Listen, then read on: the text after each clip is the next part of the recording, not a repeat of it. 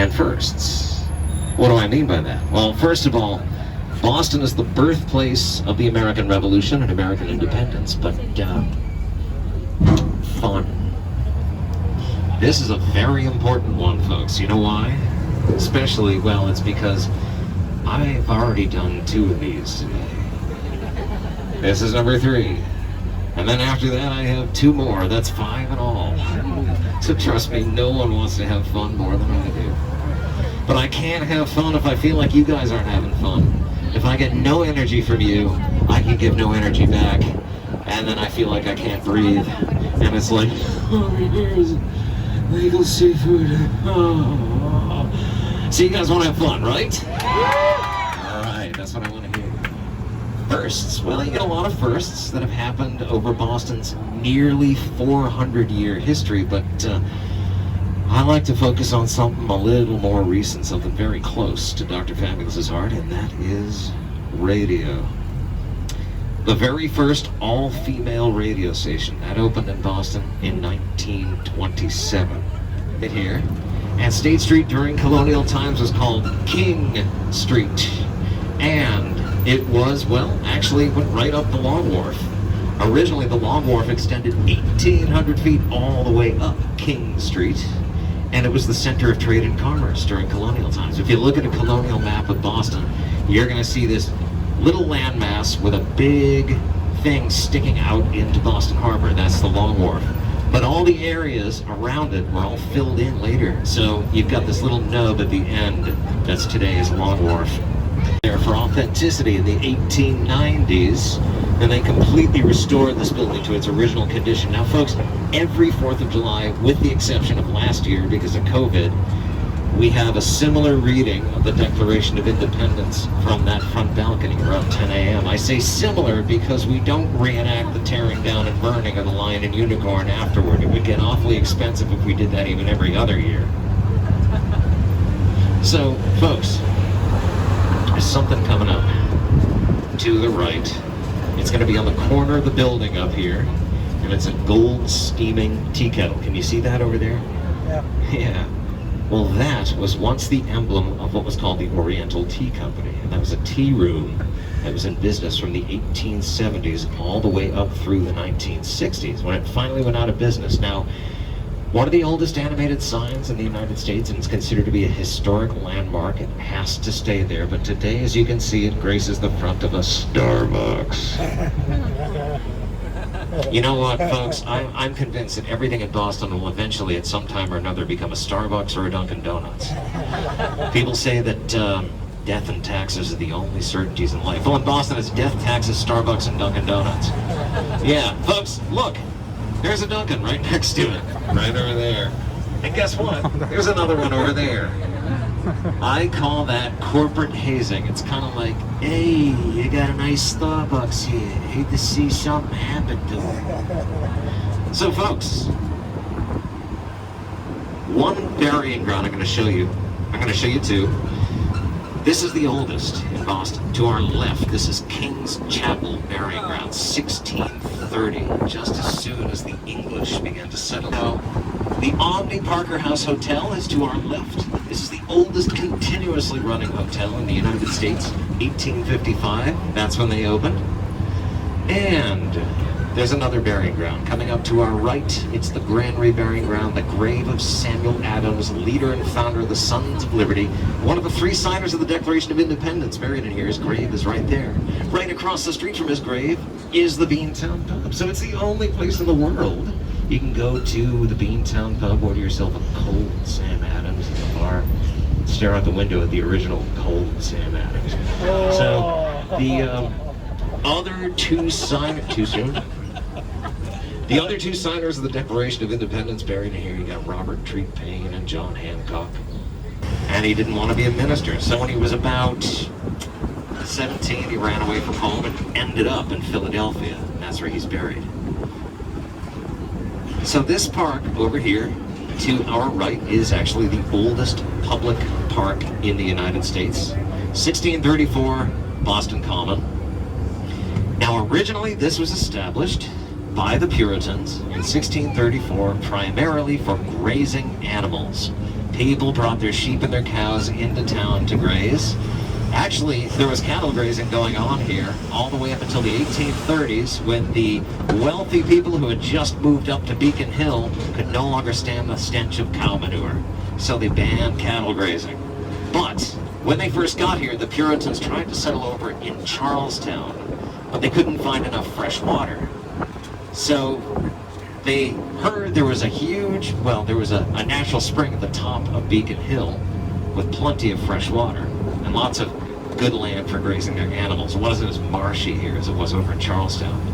So they moved over here, and of the original 50 acres, they kept 48 open primarily for grazing animals, but also for training militia, open-air prayer services, and public executions and public punishments. A little later, if I have time, I'll tell you all about what a fun bunch of people the Puritans were. You're going to love it. So, folks, people like to quack at us from the streets. I don't know. I'm surprised no one's done it yet. Maybe it's too hot out. People are just like, I don't want to expend the energy. But generally speaking, well, people know who we are. They know what we do, and I like to quack back. And I like, well, more than that, I also like to be the instigator and just randomly quack at people. You're on the air! I want you all to give me two big, sharp, hearty quacks. I'm talking about everybody, all right? I'm not talking about like one side does it so loudly my ears bleed, and then another side just continues to stare at me blankly, because it's weird when that happens, all right? So you ready? You're on the air! Wow. What's that? Yeah, I do. No, I don't, actually. I could just as easily, but I don't. So, folks, there's a statue of a guy coming up to the front right-hand side. If my enormous Irish head isn't in your way. Over here. He's walking toward us, his coat's billowing in the wind, there's a bird flying out of his briefcase, and a human heart falling out the back. That's Edgar Allan Poe, the telltale heart, and the raven once upon a midnight dreary, while I pondered weak and weary. Actually, he was born in Boston, and, well, in his 20s, lived in Boston, tried to become successful as a writer and a journalist, but he wasn't accepted by the established writing community, so he left Boston, went to Baltimore, and that's why he's walking south really swiftly. And, folks, that is why you have the football team, the Baltimore Ravens, Baltimore. But Robert McCluskey's children's book, Make Way for Ducklings. Part of that story takes place over here. It's about Mr. and Mrs. Mallard trying to get their 8 ducklings from the Charles River to the lagoon on Boston Public Garden, the official state children's book for the Commonwealth of Massachusetts. Cheers is over here. Right here. This is Cheers, to our right. Now, very often you get people coming to Boston whose favorite TV show ever was the 1980s and early 90s sitcom Cheers, and they know almost everything there is to know about Cheers facts and trivia. That's really except for the fact that the bar downstairs in the interior doesn't look anything like the bar on the TV show. Well, the reason for that is only the exterior shots of that building were ever used for the TV show. The bar was just a Hollywood set. So, about 12 years ago, they built a second Cheers bar upstairs, known as the Replica Bar. It is an exact replica of the bar on the Hollywood set. It's usually Arlington, Berkeley, Clarendon, Dartmouth, Exeter, Fairfield, Gloucester, Hereford, Ipswich, Jersey, Kilmarnock. Many of those names, not all of them, but many of them are the names of cities and counties in England whose members of Parliament were in favor of granting the colonies their independence during the American Revolution. And folks, if you feel like I'm leaving stuff out on the tour, I'll just shut up for a while and you can listen to Bucket's tour up here, because he pretty much broadcasts it to the entire city. He turns it way up and yells over it. So, over to the front right is the Trinity Church, which is kind of the center of Copley Square. and Copley Square is the center of the Back Bay. Now, the Trinity Church is considered to be one of the 10 most architecturally important buildings in the United States, according to the American Association of Architects. Completed in 1877, it is an Episcopal church, and it's very, very beautiful inside and out. But the most gorgeous sight of all, folks, bar none, is of course the one that I get of myself over here to our right-hand side, reflected on the base of the John Hancock Tower. I look fabulous. You're on the air! All right. So, this is Copley Square, and in front of us, across Dartmouth Street, is Boston Public Library. Boston Public Library was the very first free public lending library in the United States, established in 1848, and it also has the distinction of being the only public library that is a presidential library. The books and papers of John Adams, the second president of the United States, are right here. I'll probably be talking more about John Adams a little later. This is a replica. We don't have any more originals in our fleet. They're just too hard to take care of after 80 years, you might imagine. It's hard to get parts for things that old. But, D, that stands for D, that stands for 1942. That is the year of production. U is utility vehicle. K, well, that stands for front wheel drive. If you turn a K over, it sort of looks like an arrow pointing to a front axle. And then W, that's dual rear axle. But, it's just a lot easier for the troops to call them ducks instead of duckwas. You see this building over here? State House. It's where all the laws are made for the Commonwealth of Massachusetts. It's where the state Senate and House of Representatives meet. The brick building in the middle, with the gold dome on top of it, is the original building, and that was completed in 1798. It was designed by an architect named Charles Bulfinch. That's why you have the Bulfinch entrance out front, named for Charles Bulfinch, the guy who designed it. Now, you see the memorial over here? Well, this was just unveiled recently after a couple years of they actually took it out of here for repairs and renovations. So this is the Robert Gould Shaw Memorial, dedicated to the 54th Massachusetts Regiment, the first all-black, all-volunteer unit to fight for the Union cause during the American Civil War. If you've ever seen the movie Glory, it's based on that regiment's story. Is the Lynch Family Skate Park, which is about 5 years old, and it already looks a whole lot older, doesn't it? It was the result of almost 3 decades of arguments, proposals, counter-proposals, and delays to finally have a public skate park built somewhere in the Boston area. So, I know what you're thinking, folks. You're looking around here like, what's with the railroad tracks and the highway and the piles of dirt, and you're thinking, we must have got lost somewhere down the line. Well, we didn't, because we're going to go on the water. Our ramp is up here. But what I want you to do is quack at the great Garibaldi. Right over here. You ready? You ready? You ready? You ready? You're on the air!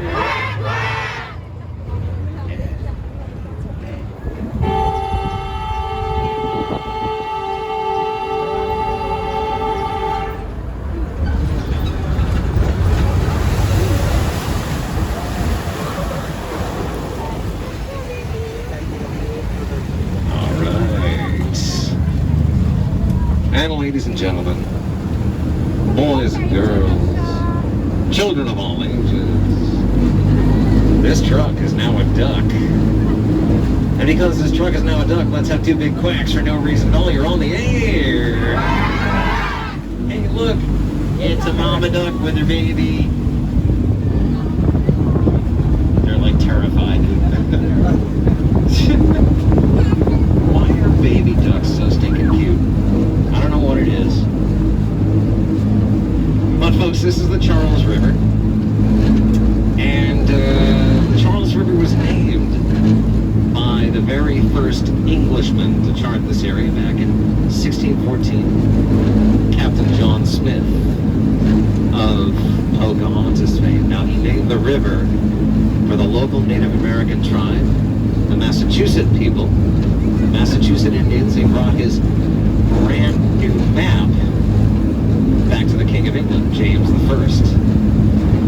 James had a 15-year-old son by the name of Charles, and Charles was heir to the throne, and I'm pretty sure John Smith wanted to cozy up to the next king. So what he did was he took his brand new map and put it in front of the Prince of Wales and said something like, "Charlie, buddy, pick out anything you want that's on that map, Chuck, and I'll name it for yourself, would you, babe?" So Charles looked at the map and he saw this big squiggly line that said Massachusetts along it, and he said something like, "That is now the Charles River." And so it is today. And whether he sounded anything at all like Cat Stevens, we'll never know, but that's kind of how I do it. You ready? You're on the air! Wow, I think they heard that. So, folks, we're going to go through the Charles River dam lock right up here. And the dam itself, this was completed in 1908. It was built to separate the ocean and the Charles River for the very first time. Now, the idea was they wanted to be able to bring back boats and barges upriver all the time. So in order to make it deep enough, they had to build a dam and fill up the area behind the dam, creating a basin. Now, when this was still a functioning lock in the old days, what you would have seen at the very end was a giant steel door already closed. On this end, there's another giant steel door. Now, both steel doors stay permanently inside the wall now because it's no longer a functioning lock. Left-hand side, and that is in Suffolk County. The city of Cambridge is across the river to the right in Middlesex County, and that is as far to the right as you'll ever see Cambridge. But both cities were founded the exact same year by the same people, the Puritans, in 1630. The Puritans being pretty well aware that not a whole lot of people liked them very much. They were kind of like the original killjoys. Well, they were always worried about an attack. They knew the King of England hated Puritans, and they were worried about the king deciding to revoke their charter, and they were worried about the Catholic powers of Spain and France, who might decide to wipe out this tiny community of English heretics. So for the first 8 years of their colony's existence, instead of having their seat of government in Boston, they had it tucked away a mile further up the Charles River, a little settlement then known as New Henry Wadsworth Longfellow and Fanny Appleton. Maybe she didn't like the size of the diamond on the engagement ring or something.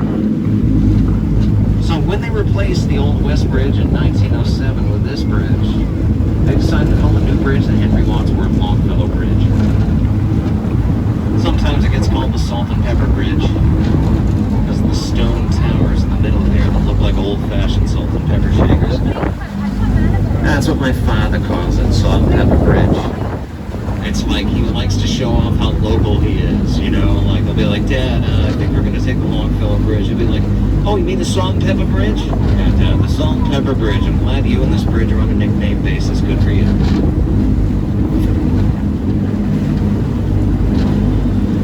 So we're going to go underneath the bridge, and as we break on through to the other side, there's a feeling I get when I look to the west.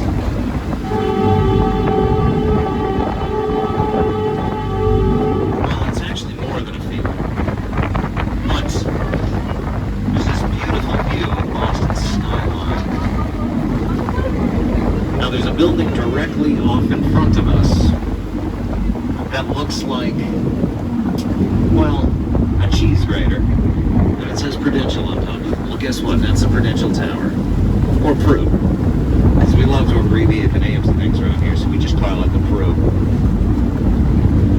But it does have another name. Now MIT, the campus of MIT, the Massachusetts Institute of Technology, is off behind us on that bank of the Charles River over in Cambridge. Sometimes it's called the Smoot Bridge. Now that is because of a gentleman by the name of Oliver Smoot in the 1950s. He was trying to join a fraternity at MIT. was told that in order to join, he had to measure that bridge. And he shuts off the propeller, and ladies and gentlemen, boys and girls, children of all ages, this duck becomes a truck once again. What'd you think of that? All right, excellent. Oh, you ready? You're on the air! You guys are...